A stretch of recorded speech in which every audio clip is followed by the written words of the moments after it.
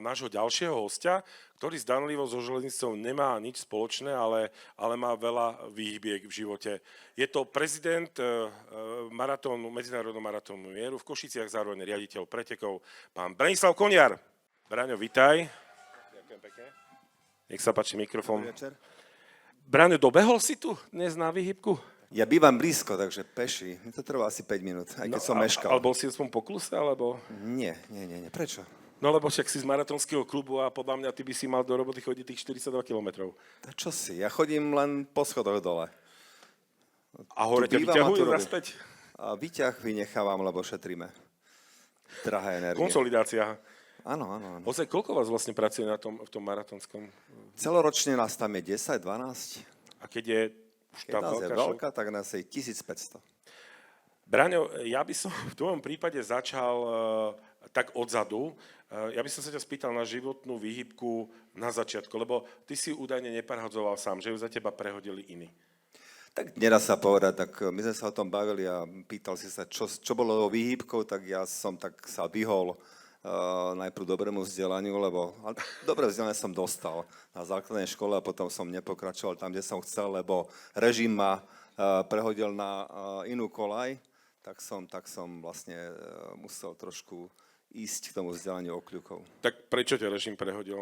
Tak všetci pamätajú, keď sa pozrú na náš ročník narodenia, tak si pamätajú rok 68 a niektoré rodiny boli trošku na slepej koleji. Takže aj naša.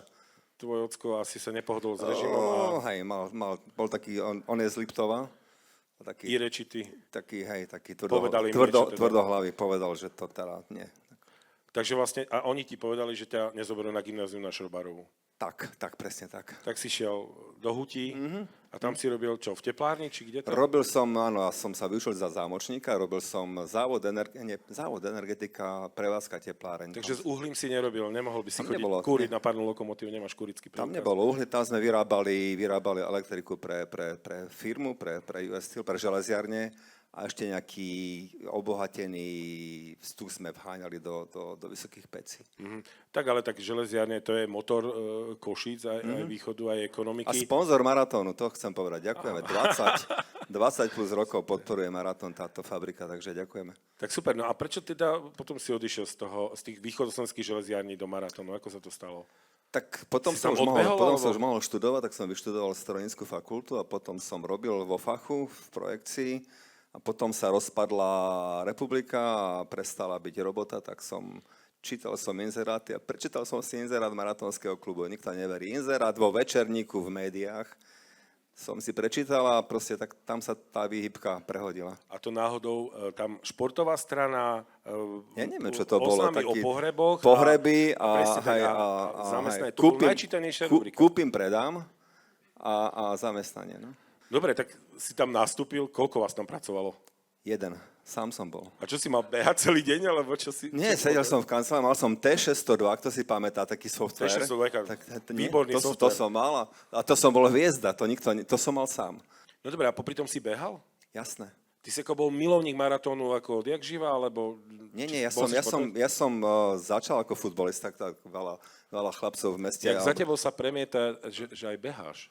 A potom už sa len fotíš pri... Takže v futbale, keď som zavesil kopačke na klinec, tak som chcel ostať v nejakom pohybe, tak som si povedal, najjednoduchšie bude behať po sídlisku, po terase. Tam sa presťahovali z Furče na terasu. Dobre, aj si zabehol maratón niekedy? Zabehol, no. Za koľko? 2,54. Určite. To fakt? To je ako dosť vážne. Nie je to vážne. To je veľmi vážny čas. To nie je vážne, to...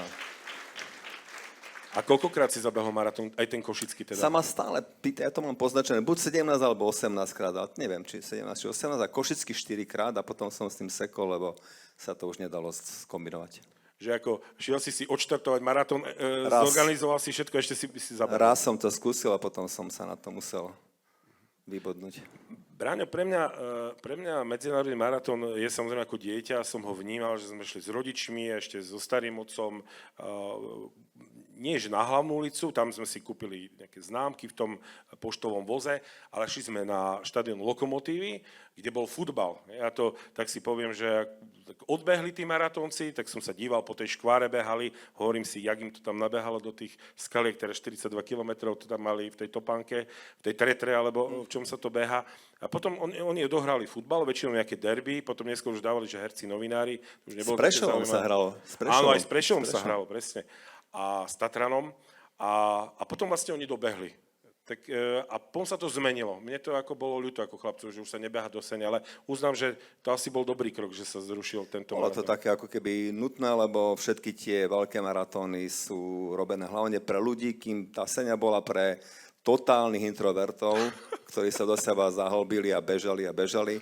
Sem tam nejaký divák pri tých obciach, ale tam to nemalo kde rásť do tých veľkých počtov, takže mestské maratóny dneska hrajú prím. Ale som počul, že nielen divák, že vraj občas aj rušeň. To je pravda? Rušenie, tak sa pýtal, že aké príhody sú, tak jedna príhoda je niekde po druhej svetovej vojne sa bežalo z tej sene, tam, kde si museli ešte odbáčať, že bežali, križovali cez trať a rušňovodič videl vedúceho pretekára, ako sa blíži k tým rampám a teraz sa mám zabrzdiť, alebo mám pridať. Ak by teraz sa stretol na tom priecesti, tak vlastne ten bežec musel zastať. Tak sa údajne duchaplný rušňovodič pričinil o to, že preteky prebehli regulérne. Objektívne výsledky boli na konci. Áno, áno. Braň, ty si vraj dobrý rozprávač veselých príhod. To Nie ako som, maratón. nie. Maratón je aj, sú tam aj veselé príhody? Sú tam ľudia, ktorí to dokážu, aj v našom tom týme sú skvelí rozprávači. Ja som skôr teda taký ten človek, ktorý sa stále zahlbí do tabuliek, do Excelu. Tu s kolegom by sme si rozumeli, my sme takí dobre informovaní realisti. Takže ja nie som dobrý rozprávač fórov, ale tých fórov tam je tak strašne veľa, že dajú sa nájsť. Tak sú určite aj nejaké srdcerevúce príhody, akože počul som o maďarskom maratóncovi, ktorý zbieral po Budapešti peniaze na vlak. A Nie v Budapešti, ďalej, v Segede. A v Segede? V Segede. A Ešte bolo pred nepodarilo sa mu vojnou, on sa túžil dostať na maratón do Košic a vypisoval všade, že teda, či mu dajú na vlak nejakú zbierku a nenašiel sa nikto, tak sadol v Segede na bicykel a prišiel do Košic, odbehol maratón, sadol na bicykel, vrátil sa do Segedu. A Seged, ja som sa díval, koľko to je vraj 400 kilometrov. Je to naozaj tak, že ten náš košický maratón je ten druhý najstarší na svete a je naozaj taký významný? Alebo len my si tu tak žijeme v takej tej bublinke, že ako... Definitívne je druhý najstarší na svete, lebo bol tam, alebo existuje maratón Yonkers, to je také predmestie New Yorku. Tam začali veľmi dávno, v roku 1913, ale majú obrovské pauzy, čiže už sme definitívne s ročníkmi za Bostonom druhý najstarší, tak to je neodškriepiteľné. Či sme významní, alebo nie, sme tradiční, sme veľmi dobre vnímaní, tie hodnoty, ktoré tu zanechali naši predkovia, tie základy sú veľmi, veľmi silné. Sme rešpektovaný maratón. A ty si... Aj vďaka tebe, Braňo, aj vďaka celej tej skupine nadšencov. Ty si videl veľa tých maratónov. Čím je, povedzme, ten náš košický taký špecifický oproti tým ostatným? Dá sa porovnať napríklad... Divákmi, ako všetci hovoria, že sem chodia kvôli vám. Kvôli tomu, čo na trati Košičania Fakt je taká dobrá atmosféra? Ako úžasne. Podľa to je to taký ten temperament. Ale ja som videl fotku z roku 1927 pri dome, alebo pri dome, a tam stáli ľudia v trojstupe v 3. ročníku. To znamená, že ten maratón prešiel tými rodinami úžasným spôsobom a toto si všetci pochvaľujú, že ak je to možné, že u vás tí ľudia aj po 4 hodinách, ak víťazi sú dávno preč, oni stoja, tlieskajú, pijú pivo, my im tomu hráme na nejakých tých stageoch, takže toto je ako tu tí diváci, tak aj na tej trati maratónu sú rozhodujúci. Keby to neboli diváci, tak... Asi by si to neorganizoval, takéto talk show. A čo sa týka, áno, čo sa týka tej zaujímavosti tej trati, čo hovoria maratónci o tejto trati? Že... Je dobrá, je taká kompaktná, je výborná pre divákov, kto chce vidieť, tak prejde pár 100 metrov, vidí tých bežcov 6, 7, 8 krát a to je veľmi atraktívne. Čiže myslím, že tá trať je fajn. Je to dvojokruhová trať, to znamená, že dvakrát sa beží mestom, ale to mesto je malé. S tým sú samozrejme trošku také logistické problémy, ale už sme si na to zvykli. Beží sa aj po Kolenice, nevadí to tým maratóncom? Beží sa na hlavnej ulici, lebo Rudolf Schuster teda kolajnice zanechal Čo v je veľmi meste, dobré. a čo je na niečo dobré, ale na druhej strane samozrejme to tvorí takú tú prirodzenú prekážku. Takže ak je nás veľa, tak niektorí frflú, že musia pár 100 metrov bežať po kolajniciach. A my železničiari veríme, že raz tam ešte niečo koľajové prejde. Ty si pobehal veľa tých maratónov, teda ako aj z hľadiska tej tvojej funkcie. Bolo by niečo, čo by Košický maratón mohol vyviezť von, alebo aj vyviezol, a niečo si doviezol zvonku ty tu? Niečo, čo si tu importoval? Najlepšia škola pre všetkých nás je veľa cestovať, veľa sa pýtať, veľa vidieť, čiže aj my sme to takto robili. Hneď keď sa dalo, tak sme cestovali a to je najlepšia univerzita vidieť. Veľa vecí sme priniesli zo sveta. Bol som v roku 92 už v New Yorku na maratóne a tam ma samozrejme veci uchvátili, teda v tom dobrom, tá Amerika má v tom dobrom, to dobrovoľníctvo, to nadšenie, ten entuziasmus a to celé, ako vedie robiť veci pre ľudí. Takže treba chodiť, cestovať, učiť sa a importovať na Slovensko tie najlepšie skúsenosti. A čo môžeme my vyviesť? Našich 100 rokov a takú tú, knižku. Áno. Ešte kým kľudne si ju chyť do ruky. A čo ty máš najradšej na maratóne? Čo ťa najviac fascinuje? Najviac ma fascinujú tie posledné desiatky minút, keď už, áno, to aj mnohí hovoria, keď už opadne ten stres a víte, sú známi, novinári sú uspokojení, už sa postupne kde si rámujú tie veci a dobiehajú tí ľudia a už aj my sa môžeme teda uspokojiť, že sa už nemá čo stať. A vtedy sa dá ako keby trošku vychutnať tá atmosféra a pohľadať do tých tvári ľudí, ktorí v takej obrovskej eufórii dobiehajú do cieľa a vôbec im nevadí, že sú unavení. Že ty sa postavíš ako cieľová kamera a proste sleduješ tých dobiehajúcich. Áno, radi to tak sledujeme, zatlieskame a spoznávame tých ľudí a môžeme im zakričať tie posledné slova. Ja som na Košický maratón hrdý, ja mám manželku z Prešova, ale zhodli sme sa v tom, že deti všetky sme viedli k tomu, že sme ich vodili k tej trati. Dnes vlastne všetky deti aj behali, až na jednu, aj maratón. Ale čo si nemôžem odpustiť, niekedy bol ten maratón zaznávaný. 30-sekundový shot vo federálnej televízii, potom tiež v STV a teraz priamy prenos. A dá sa na to dívať a má to veľa divákov. Fascinujúce, nie? A je to vďaka tomu, že dokážeme ten prenos doplniť o tie úžasné čriepky z tej histórie.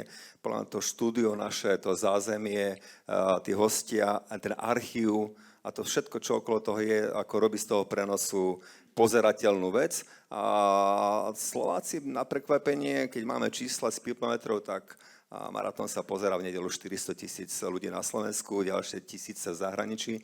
Čiže to nie je to šport, je to spoločenská udalosť. Aj Veľkú Pardubicku nepozeráte kvôli tomu, že rozumiete koňom, ale je to proste niečo, čo tí Česi majú v tých Pardubiciach. V malých Pardubiciach majú obrovskú Veľkú Pardubicku a sa na to dívate ako na spoločenskú udalosť. Takže niekto vyhrá, to aj tu sa stane, ale je to už niečo viac ako športový prenos. A sleduješ, ak pekne som ti nahodil na poslednú otázku, že teda, keď si hovoril o tých čriepkoch z histórie, ty si to všetko zmapoval, tej knihe, tak si urob reklamu. Netreba reklamu. Kto ju chce, tak si ju nájde na nejakom e-shope. Kto ju chce hľadať inde, tak nech mi zavolá. Ešte ich máme pár 100 kusov, ale predali sme z toho asi 1500 kusov, takže na slovenské literárne suchoty, pomery, celkom fajn. Je tu aj 100 kapitol zo života mesta, nie je to len o športe, je to aj o Košiciach, takže nájdeme ju teda v maratónskom... Nájdete ju na maratónskom webe. A ešte v Marathon Pointe. Aj Marathon Pointe. Ktorý je na... Hlavnej, koľko? 57? To ja neviem, ale to nám povie ten ďalší host. Takže on vie všetko o Košiciach. Tak takže... a hej, už on tam musí chodiť, lebo by sme na neho ako keby boli zlí, keby tam nevodil turistov do Marathon Pointu. Tak dúfam, že sme vás navnadili trošku na maratón a takisto ako Košičanov pozbudili k tomu, aby sme si vážili veci, ktoré tu máme v Košiciach. Tak sa, Braňo, tešíme a nech dobehneš ešte veľmi veľa úspešných maratónov ty so svojím organizačným tímom. Ja už to bude na vás, na tebe, na tvojej rodine. Však ty behávajú, všetci hovoríš. Áno, vidia otca, ako beha na dlhé trate, tak... Takže ďakujeme za tie slova podpory a tešíme sa so všetkými na stretnutie 4. októbra 2026. A my ďakujeme za pozvanie a za účasť Braňovi Koniarovi.